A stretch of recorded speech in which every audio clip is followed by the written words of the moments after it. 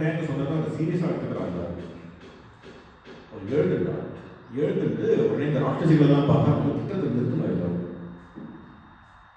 நான் ஒரு திவ்யமான கனவு கண்டேன் அப்படின்னு சொல்றாங்க. திவ்யமான கனவு கண்டேன் அப்படிங்கிற உடனே இந்த ராட்சசிகள்லாம் கேட்கிறாங்க, என்ன ஆச்சரியமான கனவு. தகஸ்தஸ்ய நகஸ்யாக்ரே ஆகாஷஸ்தஸ்ய தந்தினஹ பத்ரா பரிகிரீதஸ்ய ஜானகி ஸ்கந்தமாஸ்ரிதா.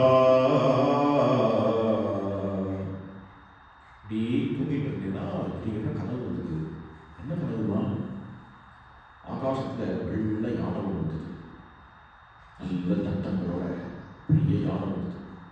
அந்த யானையில ராமரும் லக்ஷ்மணருமா வந்தார். ராமரும் லக்ஷ்மணருமா வந்து என்ன பண்ணா அப்படின்னா, இந்த சீதம்மா அப்படியே லங்கையிலேருந்து நம்ம கையை கொடுத்தா தூக்கி யானை மேல உட்காந்து வச்சுட்டு ஜிலு ஜிலு ஜிலுன்னு ஆகாசத்தை கலந்து போயிட்டோம். அப்புறம் அப்படியே ஆகாசத்துல போன கனவு இல்லையோ, அப்படியே கனவு மாதிரியே இருப்பார். அப்படியே ஆகாசத்துல போகும்பொழுது தன்னுடைய அழகான கைகளால சந்திர சூரியோ அப்படியே சந்திரன் அப்படியே கடவி கொடுத்தாங்க சிந்தை. அதோட அந்த கனவு அப்படியே அடுத்த ஃபிளாஷ். கனவுங்கிறது பொதுவாக கனெக்ஷன்லாம் இருக்காது கனவுல, எப்படியோ வரும். அடுத்த ஃபிளாஷ் என்ன அப்படின்னாக்க, அதே இந்த ராமரே பார்க்கடல்ல சாட்சாத் சேஷபரியங்கத்துல நாராயணனா படுத்துட்டு இருக்கார். இதே சீதாதேவியை மகாலட்சுமியா பாதசேவை பண்ணிட்டு இருக்கா அப்படிங்கிறத பார்த்தேன். அப்புறம் இது ஆக்சுவலி பார்த்தீங்கன்னா இந்த வரியா எடுத்து பார்த்தோம்னா இது ஒரு பிரம்மோற்சவமே நடத்திட்டு இருப்பாங்க. எல்லா வாகனம் விதவிதமான வாகனத்தில் இருக்கிற ராமன் விதவிதமான வாகனத்தில் வந்து சீதாதேவியோட புறப்பாடு, பலவிதமான புறப்பாடு திருச்சடைக்கு அது முக்கியமான சொப்பனம். அது மாதிரி அது எல்லாத்தையும் விஸ்தாரமாக சொன்னால் திருச்சட்டை அவ்வளோதான் பார்த்தியான்னு இருக்கு. இனிமேல் தான் விஷயமே இருக்கு. என்ன அப்படின்னு, ஏதோ ஒரு வாகனம் திடீர்னு பார்த்தா ஏதோ ஒரு வாகனம் வந்து இந்த லங்கையை கொளுத்துற மாதிரி என்னுடைய கனவுல தெரிஞ்சது. நான் அப்படி யோசிப்பேன். இந்த பாராயணம் பண்ணுறது மேலே கேட்டு தான் இருக்காரு, மற்ற மேலே தான் உட்காந்துருக்கு. அடிக்கடி இருக்காது அவருக்கு. இவர் எப்படி இவ்வளோ கரெக்டாக இல்லை, அவன் திருச்சிட்ட மேலே இருக்கிற கருணையினால் அதை சபலம் பண்ணிட்டு போனாரான்னு தெரியல. கொளுத்துறது அவர் பிளான்ல இருக்குதான் தெரியல. ஒரிஜினலி அவன் இந்த திருச்சட்டை ஏதோ கனவு கட்டிருக்காரு, அந்த கனவை சத்தியம் பண்ணுவோமே கொளுத்திட்டு போனாரா தெரியல. அது மாதிரி அவர் உட்காந்துருக்காரு, அதெல்லாம் கேட்கறாரு, அது பெண்ணா இருக்காரு. அப்புறம் மேல மேல கனவு தொடர் என்ன ஆகுது அப்படின்னாக்க,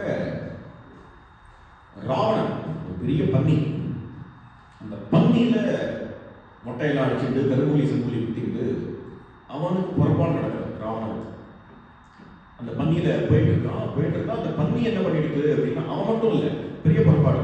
கும்பகர்ணன் வந்து ஒட்டகத்தின் மேல புறப்பாடு விடுறான்.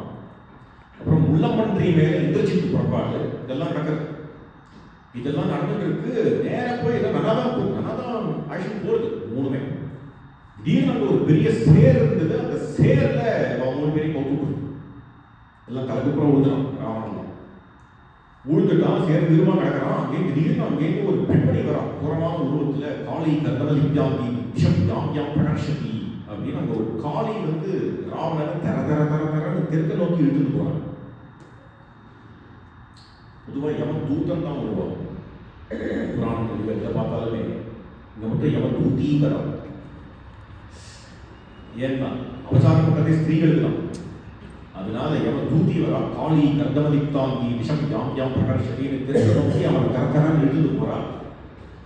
இதுதான் லங்கையினுடைய நிலைமையான்னா இல்லை, நல்ல காலம் என்ன அப்படின்னா, ஸ்வேதச்சத்ரோ விபீஷணः சுக்லமால்யாம் பரதரः சுக்லகந்தாம் லேபனः ஏகஸ்தத்ர மயா திருஷ்டோ ஸ்வேதச்சத்ரோ விபீஷணः. என்னன்னா, வெள்ள வெளியேறுகிற ஆடைகள் எல்லாம் உடுத்திட்டு இந்த லங்கைக்கு வெண்கொற்றைக்கு கொடைக்கு கீழே விபீஷணன் ராஜாவாக ஆகும்படியாக என்னுடைய கனவை கண்டேன். இது எல்லாத்தையும் வச்சு பார்க்கும்போது ராட்சசிகளே எனக்கு என்ன தோன்றது அப்படின்னா, அவசியம் விஜயம் ராகவசிச்ச, ராமர் தான் ஜெயிக்க போறார், ராமர் வரத்தான் போறார், இவளுக்கு தான் வெற்றி. இது ஒரு அழுது புலம்பிட்டு இருக்கா தேவி. இந்த தேவி நாட்டான். தேவி அழுது புலம்பிட்டு இருக்கக்கூடிய நிலைமை அந்த தேவியை காண்பிச்சு இவளுக்கு தான் வெற்றி அப்படிங்கிறத அந்த திருச்செங்கா சொன்னாங்க. சொன்னதுமே உடனே திருச்செங்கா சொன்னா, அதனால ராட்சசிகளே உங்களுக்கு பழைக்கிறதுக்கு ஒரு வழி சொல்றேன், இனிமேல் ஒரு திட்டாது. ஏன்னா ரொம்ப பெரிய அவசாரங்கள்லாம் பண்ணியாச்சு, திட்டி கிட்டி எல்லாம் என்ன மகாலட்சுமி கிட்ட என்ன அவசாரம் பண்ணணும் அத்தனையும் பண்ணியாச்சு. அதனால உங்களுக்கு தப்பிக்கணும் அப்படின்னா உங்களுக்கு எல்லாம் ஒரு வழி சொல்றேன். பிரதிபாத பிரசன்னானி நிகிலி ஜனகாத்மஜா அலம் ஏஷா பரித்ராதும் ராட்சசீர் மகதோ பயாத். அதனால பிரதிபாத பிரசன்னம், இந்த தேவிக்கு நமஸ்காரம் பண்ணுங்கள், சரணாகதி பண்ணுங்கள், சேவியுங்கள் அப்படின்லாம் ஒண்ணுமே சொல்லலை. விழு இது விழு விழு, அதுதான் ஸ்ரீ ஸ்ரீ அண்ணா அழகாக சொல்லுவோம். அதாவது சம்பிரதாயத்தில் அதெல்லாம் அந்த பரிபாஷைகள்